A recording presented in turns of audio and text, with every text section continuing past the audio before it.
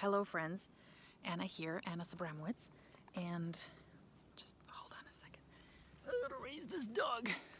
Here's Mr. Darcy, my companion.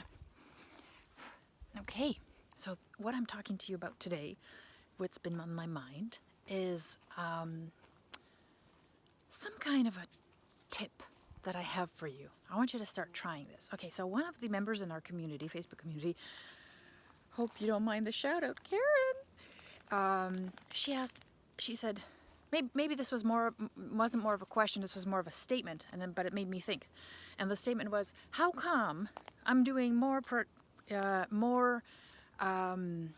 instructional design or less storyboarding, less of those things, and I'm doing a lot more project management and like people management? How come my job is more that than the stuff I love to do, which is designing scenarios, right? Creative storyboarding. And I was like, yeah, that's a really good question. And I've been there, right?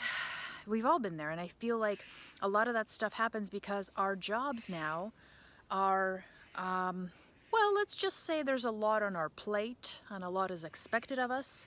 And I think I've had this conversation with other people where now you see job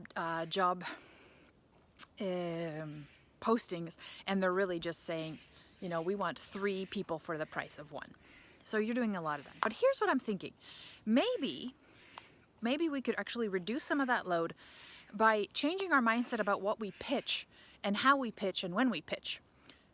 When we pitch projects, let's stop pitching projects. Let's start pitching single interactions. Let's say, hey, somebody comes up and says, I want training, and I'll say, or I want an e-learning module on this, or this is the skill I wanted to help my people sell better. Well, instead of going, all right, let's get together for 18 months and see how much we can learn to love each other, let's say, instead of that, say, how about I build you a single interaction? Give me your best top performer. I want to interview them, see what they're doing the best way. We'll do one, we'll launch it. Let's do that in a month.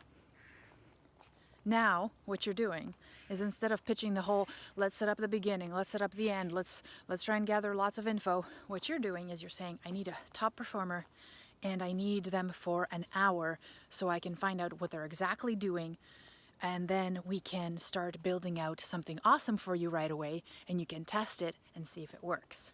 What about that? Quick prototyping, right? Boom! So instead of now pitching people, or I say go out and actually pitch that to people who don't even think they need it, because your job really is to make your company more effective, more profitable. And how do you do that? You improve the skills and the skill set of the people that you're trying to train. So find those little nuggets and then deploy. You won't eliminate projects, of course. I'm not trying to say that. However, what if more of the things that you're doing are simply small, iterative, awesome little prototype pieces that are getting launched every month? Check it out. What do you think of this approach? If you like it, no, I don't. You know what? I don't care if you like it. I want you to tell me if it's something you're willing to try, because it's scary, right? It's scary to say, I'm just going to build you one thing, one single awesome contextual question. It's, you know, people are going to say, what? Do it. I dare you. I dare you to have this conversation with somebody. Maybe you're already doing it. If you are, oh, I'd love to hear that, because I think that'd be so fun. And I think this would move us away from managing all these projects and deliverables into delivering small pieces of usable software that people can use and learn from right away. So, subscribe, like, do all that jazz, and also give me feedback, give me comments. What are your burning questions? What are you struggling with? I want to help. I want to think about it on my walks, okay? Because I got nothing else to do. All right, take care. Bye.